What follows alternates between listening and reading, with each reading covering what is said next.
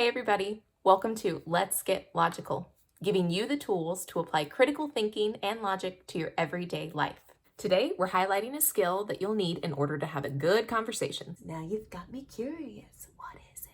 Today's topic is define your terms. So what is defining your terms and why is it important? To define your terms in the most basic forms is to make sure that two people are using the same word to mean the same things. Because you could have two people that say the same word but mean different things, and their conversation starts to go like this.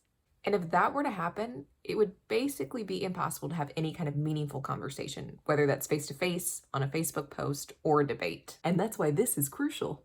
Before showing you how to do this, I want to show you what we are ultimately trying to do. The first is answer the question, what do you mean by that? And the second is give a formal definition to any word or phrase that is featured in your argument. I'm sorry, Kristen. Are you saying that we should argue with people? Karen. That's not what I meant, Karen.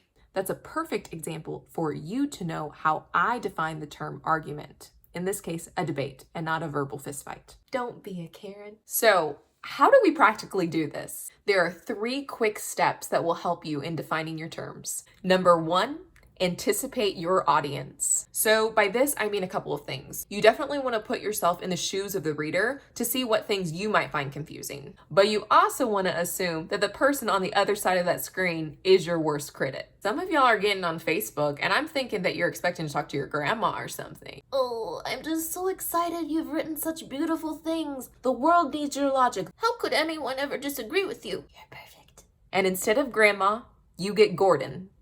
Ramsay, that is. What are you doing? Have you seen this argument, Karen? Look at it. Stupid. It is the stupidest thing. Do you see how they define that term? Let's go, Karen. Get your keyboard ready. And as hard as this is, assume that when you're writing, you're not going to be given the benefit of the doubt. And use that anticipated criticism to change your mindset from producer to consumer. This will train you to have a critical eye when you're writing so that you can be ready for your most nitpicky fan.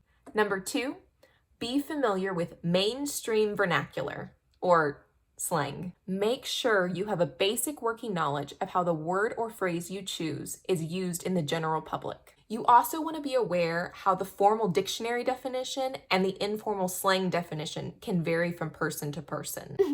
Kristen, yeah. So earlier in your video, you said something to the effect of, don't be a Karen. Last time that I checked, Karen was a name and not this weird adjective noun hybrid. Karen is a name. It's also used as a descriptive word. I didn't see it in my dictionary. It's slang. Well, what does it mean? I'm open to learn new things. Okay.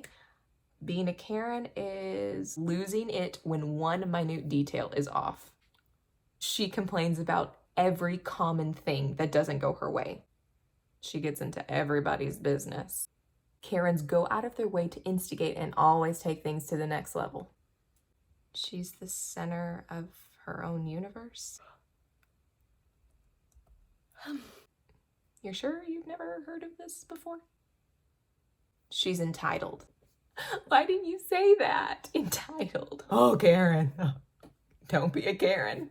Say, are we done here? I've got to go raise Cain at Starbucks. The barista put 1 pump of sugar instead of 2. So hard to find good service these days. And they're being paid above minimum wage. Yeah, what Starbucks are you going to? Oh, the new one on Satellite. Do you know it? Yeah, it's really close to here. We'll have to get coffee sometime. Okay. Wow. Number 3, pen to paper. This is very simple. It's the most practical step. Write a short definition that's easy to explain to someone else. Be intentional with the words that you use. Don't say darkness when you mean abyss. Don't say flood when you mean heavy rain. And don't say I'm okay when you really mean today was actually the worst, and I hope you pick up on my misleadingly ambiguous tone. Ladies. A dictionary and thesaurus may become your best friends for this point. To recap those steps, know your audience, be aware of mainstream vernacular, and put a pen to paper.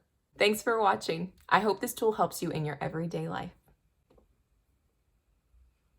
Hello, is this the Starbucks that's on Satellite? Yeah, can you let your manager know that you have a Karen headed your way?